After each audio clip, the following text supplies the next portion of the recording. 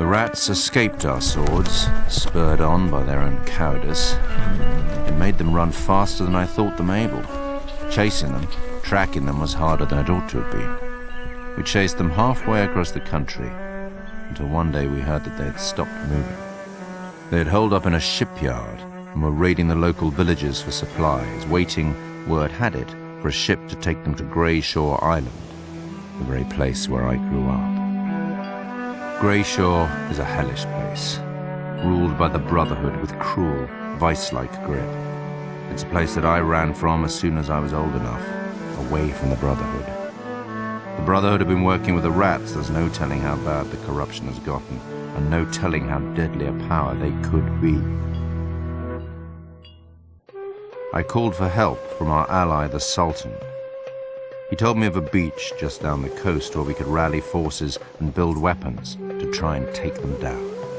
He would help us out with some siege equipment for our mission, and if we failed, he was sending a ship to take those forces after the rats, chase them to Grey Shore, and stop them there. I had to follow them. We sailed all day, but lost track of their ship as the weather turned.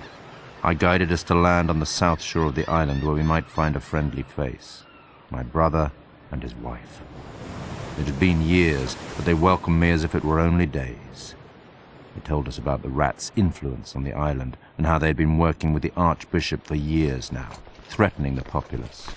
Alas, their influence was great, their armies already on the move. As we slept, their maid fled and betrayed us. She told the rats where we were. Silverback, the most impetuous of the three, marched his army that very night. We awoke to the sound of their horns and knew that we would have to stand our ground here. We were stronger than he expected, so Silverback fled. "This is your chance," my brother told me. "His castle is to the north, and he won't be ready for you." We marched north and took on his castle before he had a chance to catch his breath.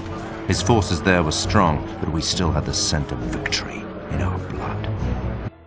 Silverback's brothers didn't like his fate. They sent a messenger to tell us to leave now, to spare us their wrath. We sent their messenger right back to them. My brother had spoken to the local villagers, gathering their support and resources to help free them from the tyranny of the island.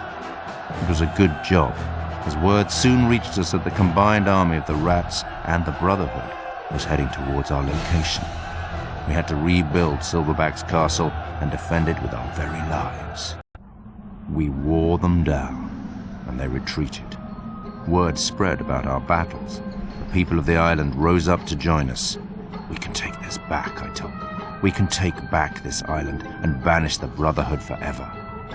We heard that the leader of the Brotherhood's armed forces, the Marshal, was preparing his troops.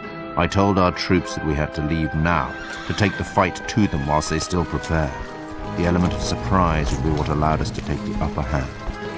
We marched to the Archbishop's Abbey, fortified like no castle I had ever seen. This would be the toughest fight of our lives. We found the Marshal upstairs. We had him cornered. I told him that he would be spared if he told us where we could find the Archbishop. He made the decision for us. We found the Archbishop hidden in a dungeon underneath the abbey, cowering for his life. He told us that the Marshal coerced him, forced him to be aggressive, to take measures that he never wanted. "I only wanted to be a good man," he begged. I sent him back to the mainland. The land was free and safe for the first time in memory. The people asked me to stay to help them get their lives back together. I was tempted, until a message came from Long Arm, telling me that the wolf was still alive, and that they needed my help. I left immediately.